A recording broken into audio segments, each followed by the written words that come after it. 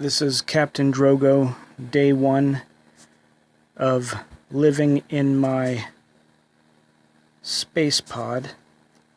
I have been exiled by the galactic corporate empire for being on the worst sellers list of authors, being blacklisted for my democratic anarchist views, being branded a socialist and communist, and basically a good-for-nothing artist. So I'm here in my one-man space capsule, adrift in space. I call myself Captain, mainly for my own amusement on these logs, but the title is pretty worthless since I have no control over the ship's navigation or propulsion. So I'm just going to be talking to myself for a period of time. And if anyone eventually hears these, I hope you enjoy them. Thank you. Captain Drogo signing off. Captain Drogo's log. Date unknown.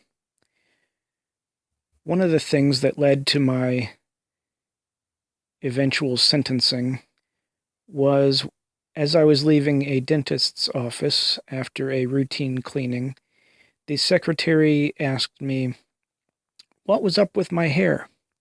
In other words, why did I look so different than other people? What's my problem?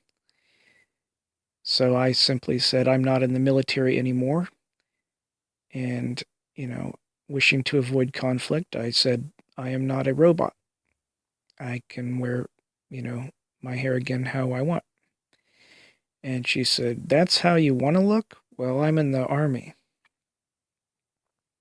So obviously she was disapproving. I just, gave her an odd look, and she said, go about your merry way on the yellow brick road, leave me alone because I have work to do. So I signed the paperwork, and I said, well, as long as you don't call me a terrorist, we'll get along well. Well, she notified the armed guard in the hallway, and they hauled me outside and gave me a ticket and a fine and a summons to court. And when I showed up at court, they judged and sentenced me to the space pod, where I now get to talk to myself in these recordings. So thanks again for listening, and tune in next time as I talk to myself for possibly longer and about more boring things. Captain Drogo signing out. Captain Drogo's log. Commentary on my books. So, part of the state lawsuit against me as a enemy author of the state was that I had written books called Harper's Ferry Outlaws. So, obviously I was a deranged homosexual. And then I wrote Our Economy Sucks, and part 2 called Our Economy is Just Not Into You.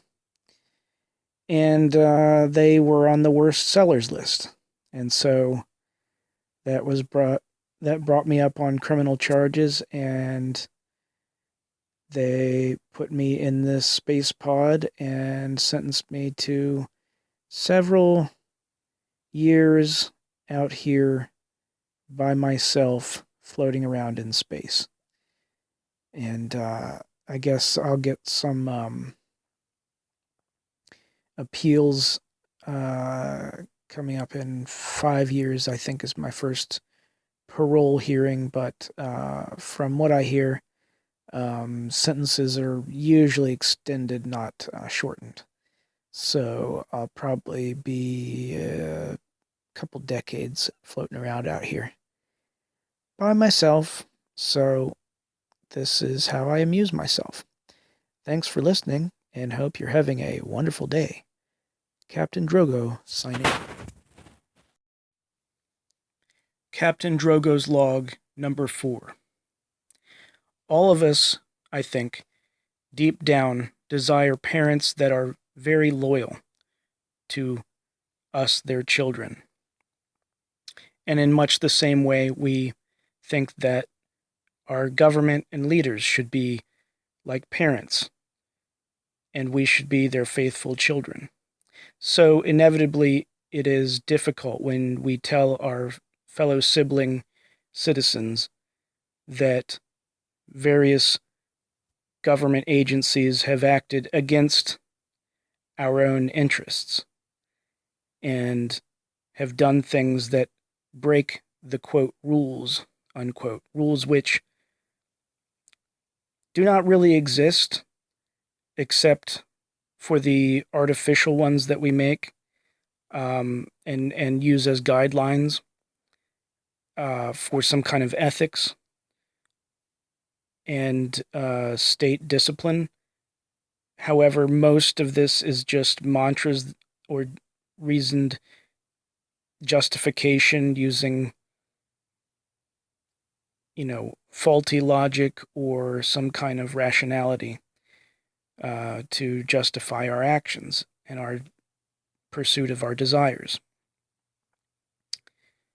So it is very difficult when we say that our parents have been lying to us about certain things, like Santa Claus or the Easter Bunny or assassinating other world leaders and doing, conspiring with other powers to work in ways that are not very good for humanity, but simply benefit themselves and not necessarily us. So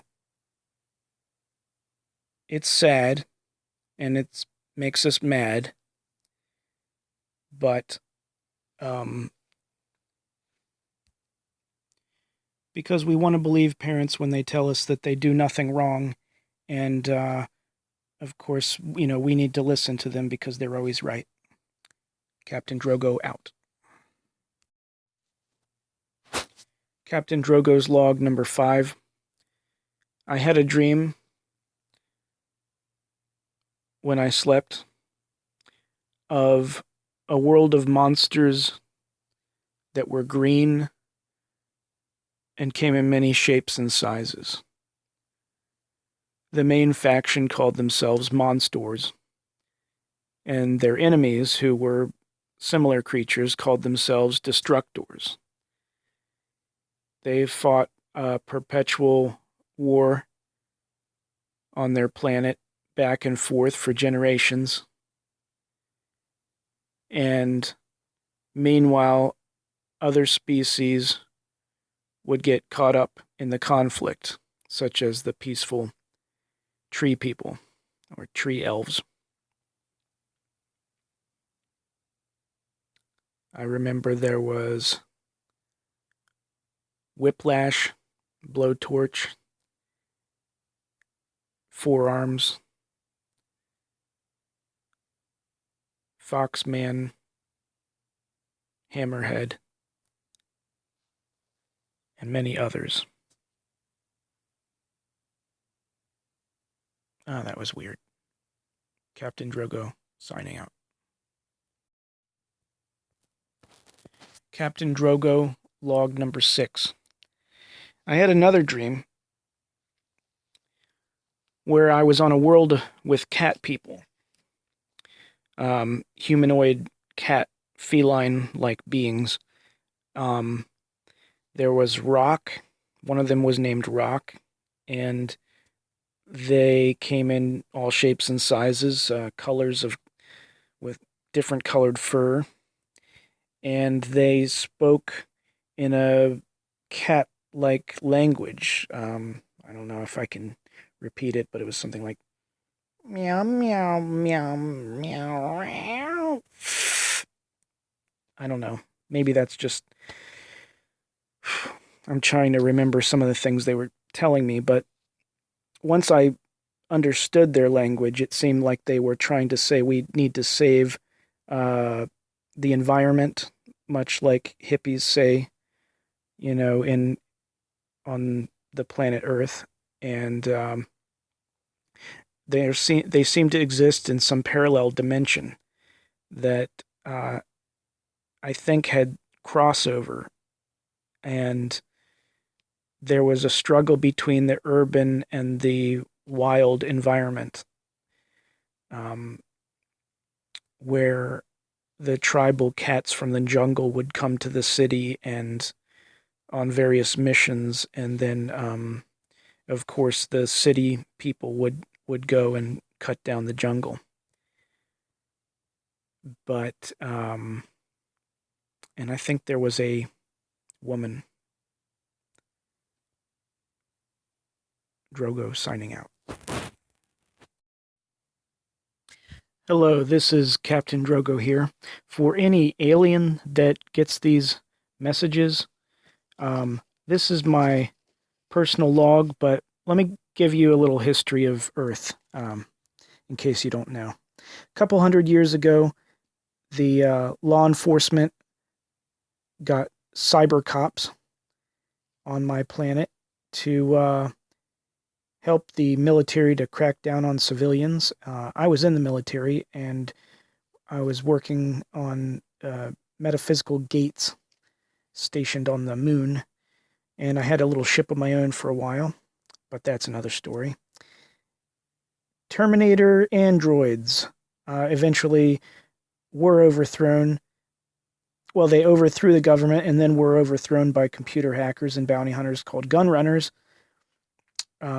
because firearms were banned, but illegal black market prices were, of course, inflated due to risk more than quality or quantity.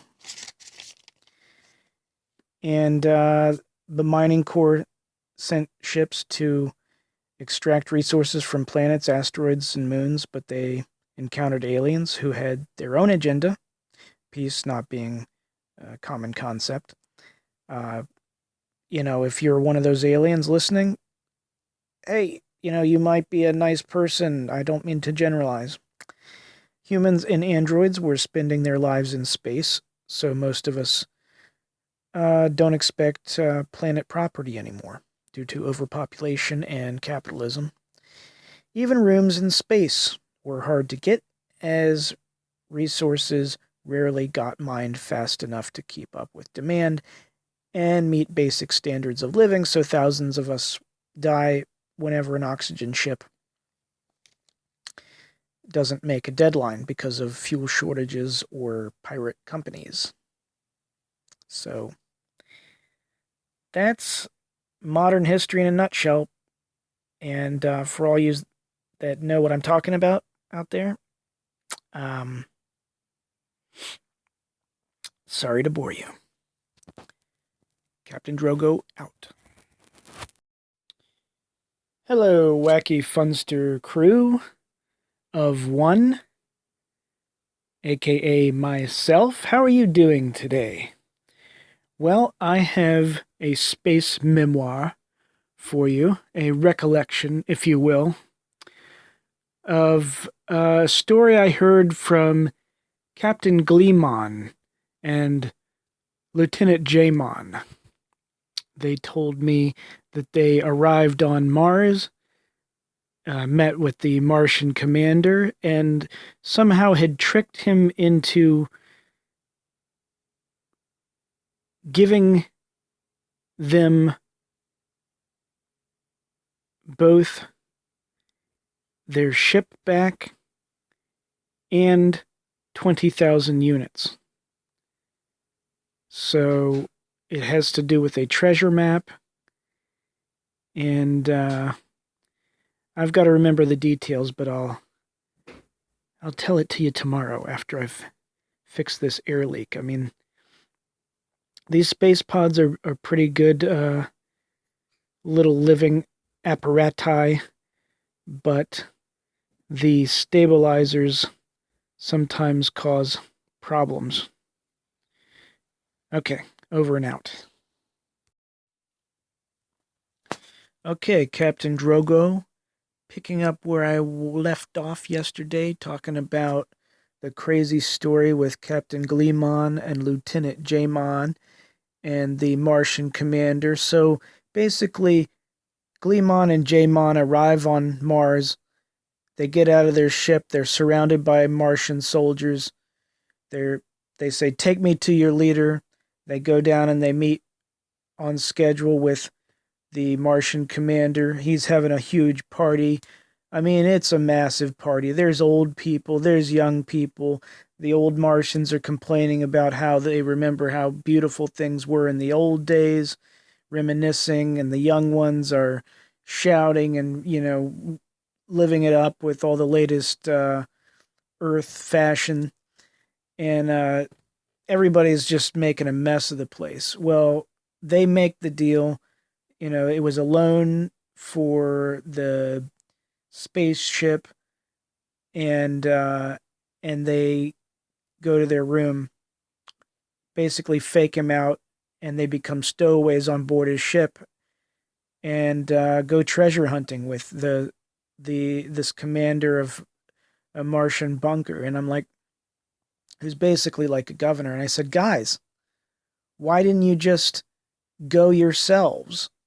And they're like, well, we needed to complete parts of the quest, we needed to have that specific Martian with us, and all that like they explain later in detail with the story as it progresses. But basically, I mean, it's a crazy long story, and I'm just now remembering the first part of it. But I was like, why didn't you just ask him? The second question is, why didn't you just ask the Martian commander to go with you? And they're like, oh, he hates humans. He didn't want to work with. And I'm like, okay, man, I am so glad I didn't have much to do with Mars, because it sounds like a crazy place. Drogo out. Hello, this is Captain Drogo talking to himself in a space capsule. Have you ever talked to yourself about sex? I have. And I must say, as open-minded as I am, it does indeed make me slightly uncomfortable. I had a dream the other night, yes, another wacky dream, about centaurs chasing a nymph around the forest. And I don't want to get too detailed since I don't know who's going to be listening to this. And, as a future note, I'm going to try to tone down the swear words. I've been pretty good so far, I think. But just in case there's some kids out there listening, I'll try to keep it rated for general audiences. For those that don't know what SEX is, it's something that sometimes makes people feel good and other times makes people feel terrible. And it's kind of a magical thing that adults do. Okay, I feel better. Have a great day, myself. Thanks for listening. Good night. Captain Drogo's log. Note on recent politics. The Earth Federation dissolved recently, and my experience was witnessing the political speeches. They began with uh, well, let me put it this way. The first disintegration that I started to notice was when the liberals started to say, we can't afford to give everybody a prize just for participating. Now, while many people agreed with that on both sides, what ended up happening was a conservative move towards the center. So the center became a very fascist conservative base, which meant that we no longer were going to allow humanitarian efforts. We're no longer going to give social security. We're no longer going to allow the disabled to live. You no longer have a right to live once you're born. That right must be earned by working for the corporations to get credits. Now, the argument, well, we can't even hand out consolation prizes. You shouldn't even get an award for participating. You shouldn't even get a notice in the mail saying, thank you for any efforts you do, unless you win, unless you become the top dog, the top 1% or 5% or whatever you want to say, but unless you achieve above and beyond average. And that goes for school, that goes for work, that goes for politics, whatever competitive market that you're in. That argument then shifted into, we can no longer, give subsidies for the poor. We can no longer, prop up the masses, because the rich needed to hoard the money to run the companies and invest in their spacecraft that had the best and the biggest things that they could then show off and use as a showcase to, say, look how well we're doing. And, so if you were a common person, the politicians began saying, you need to pull yourself up by your bootstraps. Now, of course, most of us don't have straps on our boots anymore. Well, as in laces, but the straps have became Velcro type latches with metal clasps sometimes. So the point being that no matter how bad the economy was for workers, it was always the fault of the workers.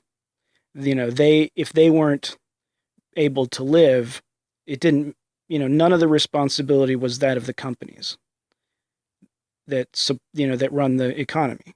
It was always the workers, because blame can be shifted easily on the people without power that have no facility to claim that power. They would easily be replaced by robots or slave labor from somewhere else. So that's how the argument, you don't deserve anything unless you are the best at what you do, translates to, if you have an infirmity or you're disabled, you might as well kill yourself, or pay for us to do it for you. Captain Drogo, signing out. Captain Drogo's log for the day. I've been eating these space protein bars, and they don't taste worse as time goes on. I think I'm starting to like them, although it could go in moods. I mean, I think there's definitely been times where eating the same food over and over at first becomes comforting, but can also become torturous, like within the same week or month, just depending on what else is going on in my life, I think. But I don't know. It's pretty interesting. I don't get a lot of exercise in this one-man pod. So to stop my muscles from atrophying, or whatever you call it, becoming too weak, to support my skeleton, I have to do what exercises I can, sort of,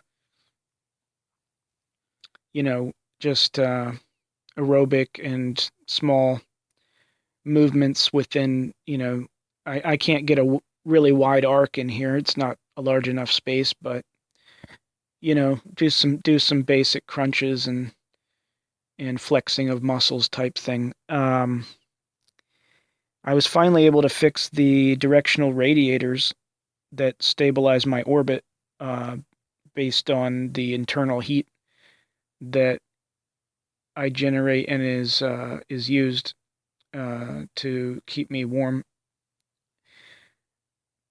from the cold vacuum of space. The oxygen levels seem okay. They seem to the drone that brings them and it seems to attach them fine and come at regular intervals, so bi-weekly or something. But yeah, it's tough because I don't have a calendar here, so, and I'm not really keeping track. I'm not really marking off the days. I'm just kind of like, whenever I feel up to it, I'll record on this log. But anyway, hope you're doing well, whoever's listening to this eventually. If not, and they all get deleted by some electromagnetic wiping, that is fine. Or if they get deleted because I don't matter to anybody, okay. But hey, at least I'm having fun, right? Drogo out. Captain Drogo Space Log. I'm going to read a bedtime story so I can play this back to myself and listen to the appropriate tone for going to sleep. I will be reading the technical manual for my space pod.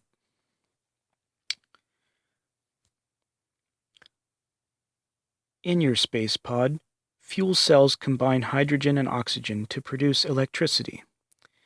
A fuel cell uses a chemical reaction to provide an external voltage, as does a battery, but differs from a battery in that the fuel is continually supplied in the form of hydrogen and oxygen gas. A byproduct of this reaction is water, which can be used in a future oxygen generator system to produce oxygen for breathing. Fuel cells can produce electrical energy more safely and efficiently than just burning the hydrogen to produce heat to drive a generator. The water supply is the limiting factor on your space pod, as water needs to be continually resupplied. With only one crew member, it is manageable, however, to truck water tanks from supply ships. Your space pod dumps oxygen from the cryogenic tank for your use. The oxygen generator system will make use of electrolysis. It combines water and electricity to reclaim hydrogen and oxygen. It is hazardous to store hydrogen on a spacecraft because of its flammability, so hydrogen is vented overboard. In your radiator. In the future, hydrogen can be combined with your carbon dioxide to reclaim water. We call this the Sabatier reaction. Methane, produced by the Sabatier reaction, is vented overboard into space. Have a nice day, and good night. Hello, Captain Drogo here. Just meditating on the environmental crisis that Earth continues to face in the present day, and the cat people dream that I had, regarding the hippie position of, trying to save what little we have left of our environment. Um, it reminds me of an old boss, a rich guy that would talk to me. He would take me into his little room because I guess he liked me and sort of counsel me on, the way things are in capitalism and why we should not resist, the ways of the empire. He would say, so long as the debate about warming hinges on doomsday predictions and radical appeals to cripple our economy, many people will just ignore them as so much hyperbole. And I had to find out what hyperbole or hyperbole means, but basically, his concept was, that somehow our economy was not crippled for most people. And my experience was that most lower class people, for most lower class people, their finances, their economy was crippled. That's why they're called poor. And it was getting worse, definitely. And it's still getting worse. You know, a couple, decades ago, with Trump and Brexit and the, uh, you know, Trump 1, Trump 2, Trump 3, all that was symptoms of the economic environmental crisis. The lower classes knew when they couldn't afford the basics of living. They didn't need upper class people telling them that no, that's just their imagination and because they're spoiled by government welfare. Uh, you know, so when the poor people hear rich splaining about the environment, they tune it out as meaningless propaganda from the enemy who keeps their wages low. Meanwhile, people like my boss are the smart rich people who, tell the poor people what they want to hear. That they're going to keep providing jobs for them. They're going to look after them. They never do any wrong. They're always going to be looking out for them. And that's what workers want to hear, and intuitively. The sad fact is that all the Trump clones in Trump from Trump Incorporated told them exactly what they wanted to hear, even if they were lying about most of it. So, same old, same old. And that's all I have to say about that. Have a nice day. Drogo out.